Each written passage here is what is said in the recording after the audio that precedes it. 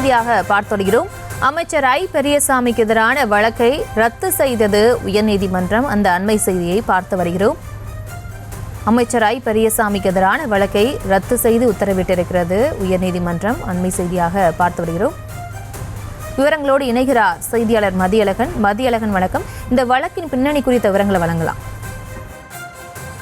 கடந்த 2008ஆம் ஆண்டு திமுக ஆட்சியின் பொழுது தமிழ்நாடு அரசு விருப்புரிமை ஒதுக்கீட்டின் கீழ் அப்போது ஐபிஎஸ் அதிகாரியாக இருந்த ஜாஃபர் ஷேட்டின் மனைவி பர்வீன் உட்பட சிலருக்கு திருவான்மையூரில் 3457 சதுரடி மற்றும் 4763 சதுரடி வீட்டு மனைகளை தமிழ்நாடு வீட்டு வசதி ஒதுக்கீடு செய்தது.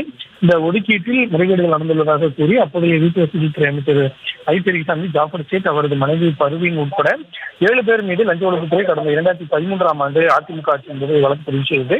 அமைச்சர் ஐ பெரியசாமி தவிர மற்றவர்கள் மீதான வழக்கு உச்சநீதிமன்றம் மற்றும் உயர்நீதிமன்றத்தால் ஏற்கனவே ரத்து செய்யப்பட்டுவிட்டன. இந்த நிலையில் சென்னை எம்பி எம்எல்ஏக்கள் மீதான வழக்குகளை விசாரிக்கும் சிறப்பு நீதிமன்றத்தில் விசாரணையில் உள்ள இந்த வழக்கை ரத்து செய்யக்கோரி ஐ பெரியசாமி சென்னை உயர்நீதிமன்றத்தில் மனு தாக்கல் செய்திருந்தார். இந்த மனு ஏற்கனவே விசாரணைக்கு வந்தபோது அமைச்சர் ஐ பெரியசாமி தரப்பில் ஆக்கிற மூத்த வழக்கறிஞர் தான் பெற்றும் இந்த வழக்கில் அமைச்சர் பெரியசாமி தவிர மற்றவர்கள் மீதான வழக்குகள் ரத்து செய்யப்பட்டு விட்டதாகவும் அரசுக்கு எந்த இழப்பும் இல்லை என உயர்நீதிமன்றம் கூறியுள்ளதாகவும் அவர் தெரிவித்தார். அமைச்சர் என்பதால் வழக்கு தொடர ஆளுநர் மட்டுமே அனுமதி அளிக்க முடியும் என்பதை சபாநாயகர் அனுமதி அளித்தது தவறு என தெரிவித்திருந்தார்.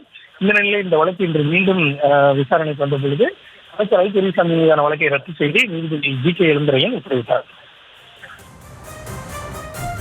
விவரங்களுக்கு நன்றி மதியழகன்.